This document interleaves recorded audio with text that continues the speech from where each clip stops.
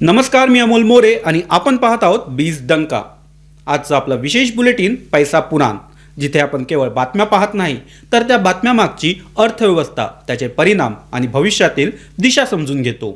आजच्या विशेष बुलेटिनमध्ये आपण भारतीय भांडवली बाजार, जागतिक व्यापारातील मोठे निर्णय, बदलणारा ग्राहक कल, मौल्यवान धातूचे चढ उतार आणि शेअर बाजारातील अस्थिरता या सर्वांचा सखोल आढावा घेणार आहोत.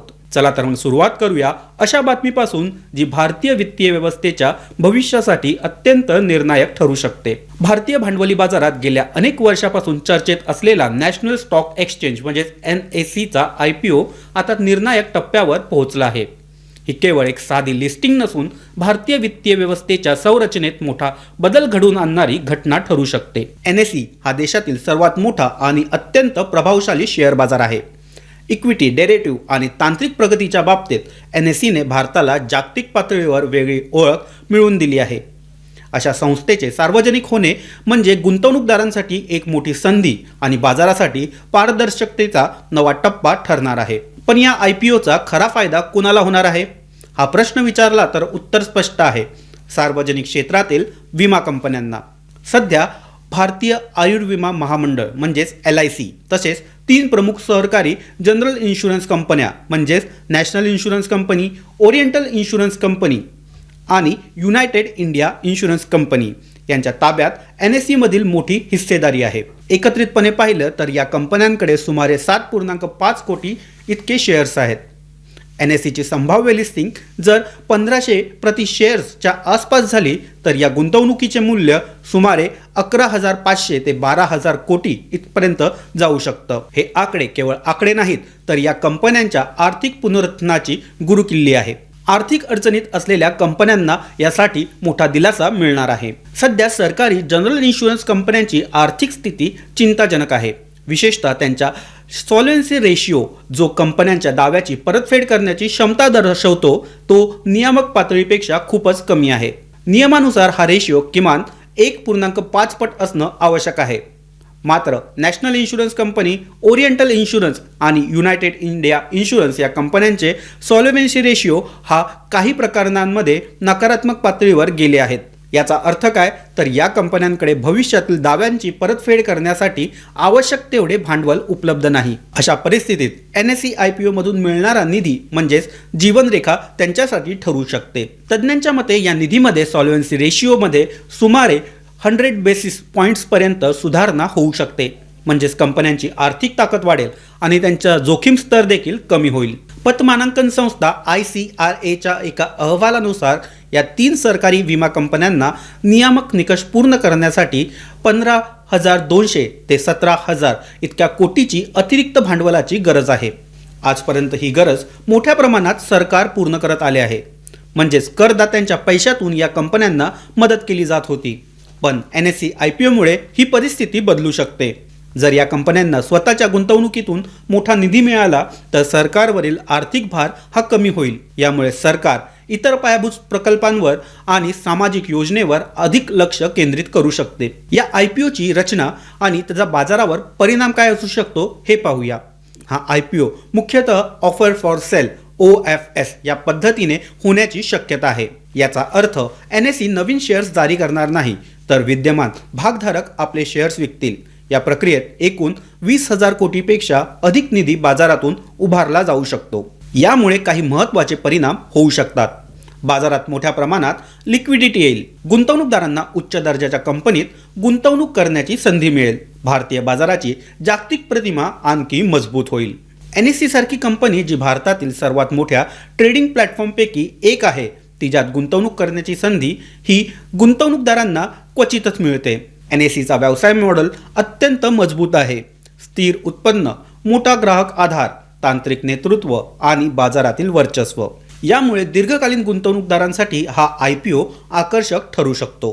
एकूणच पाहता NSEचा IPO हा केवळ एक कॉर्पोरेट इव्हेंट नाही, तो सरकारी विमा कंपन्यांसाठी तो आर्थिक पुनर्जीवनाची संधी आहे. सरकारसाठी आर्थिक ताण कमी करण्याचा मार्ग आहे. गुंतवणूकदारांसाठी एक मोठी संधी आहे आणि भारतीय भांडवली बाजारासाठी एक ऐतिहासिक पाऊल आहे. दीर्घकालीन दृष्टिकोनातून पाहता हा IPO भारतीय वित्तीय व्यवस्थेला अधिक मजबूत, पारदर्शक आणि स्पर्धात्मक बनवू शकतो। आता भारतातील सकारात्मक घडामोडीनंतर वळूया जागतिक पातळीवर एका मोठ्या निर्णयाकडे। अमेरिकेने राष्ट्राध्यक्ष डोनाल्ड ट्रम्प यांच्या कार्यकाळात लागू केलेल्या आयात शुल्काबाबत एक अत्यंत महत्त्वाचा आणि ऐतिहासिक निर्णय घेतला आहे। अनेक वर्षापासून वादग्रस्त ठरलेले टॅरिफ आता बेकायदेशीर घोषित करण्यात आले आहे। त्याची परतफेड करण्याची प्रक्रिया देखील अधिकृतपणे सुरू झाली आहे। हा निर्णय केवळ अमेरिकेपुरता मर्यादित नसून जागतिक व्यापार व्यवस्थेवर मोठा प्रभाव टाकणारा आहे।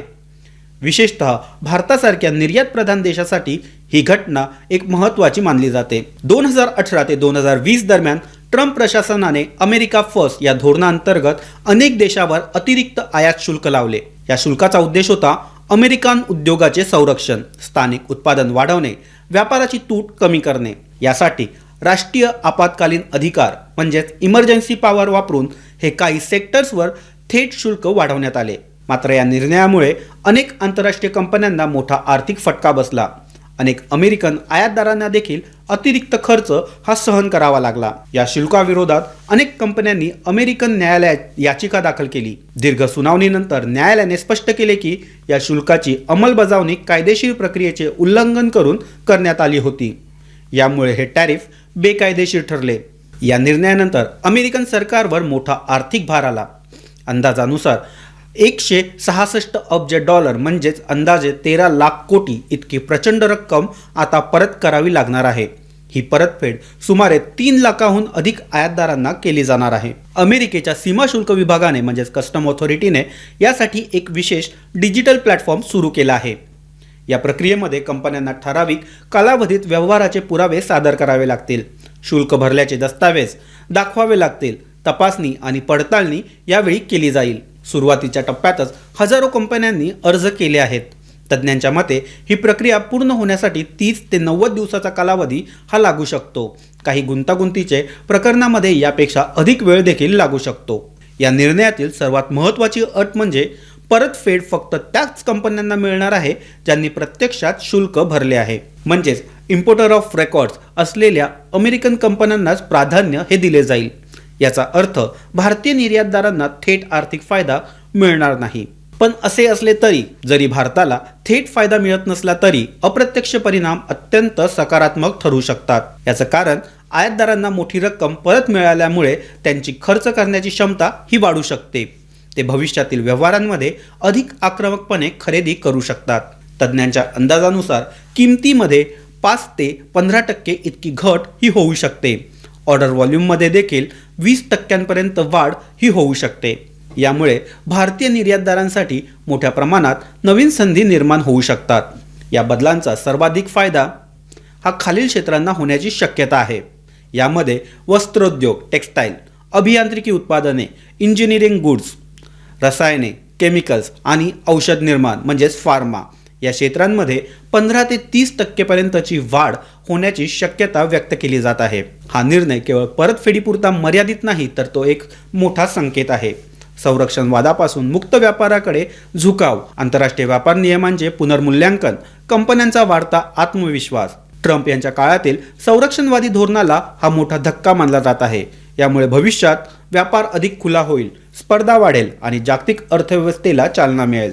सामान्य ग्राहकांना थेट पैसे परत मिळणार नाहीत, मात्र अप्रत्यक्ष फायदा याचा होऊ शकतो। आयात शुल्क कमी झाल्यामुळे वस्तूच्या किमती 5 ते 10% कमी होऊ शकतात।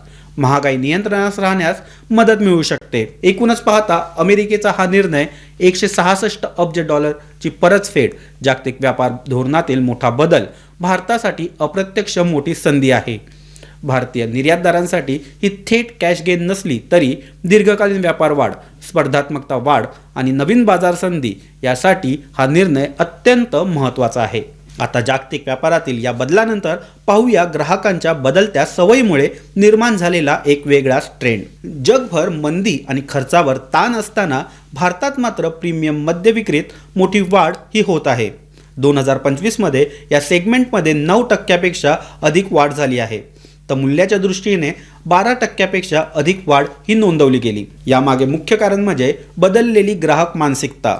आजचा ग्राहक जास्त नाही पण चांगले या तत्वावर विश्वास ठेवतो।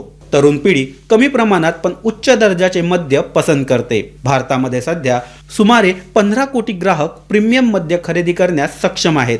आंतरराष्ट्रीय कंपन्या भारताकडे मोठी बाजारपेठ म्हणून पाहत आहेत. यामुळे स्पर्धा वाढत आहे, पण ग्राहकांना अधिक पर्याय उपलब्ध होत आहे. तथापि उच्च कर आणि आयात शुल्क हे अजूनही मोठे आव्हान आहे. पण तरीही भारत हा जागतिक मद्य उद्योगासाठी भविष्यातील सर्वात मोठा ग्रोथ इंजिन बनत आहे. आता या ग्राहकांच्या बदलत्या ट्रेंडनंतर नजर वळूया गुंतवणूकदारांच्या आवडत्या पर्यायाकडे, म्हणजेच सोनं आणि चांदी यांच्याकडे. एप्रिल 2026 मध्ये सोनं आणि चांदी यांच्या दरांमध्ये मोठी चढ उतार पाहायला मिळत आहे.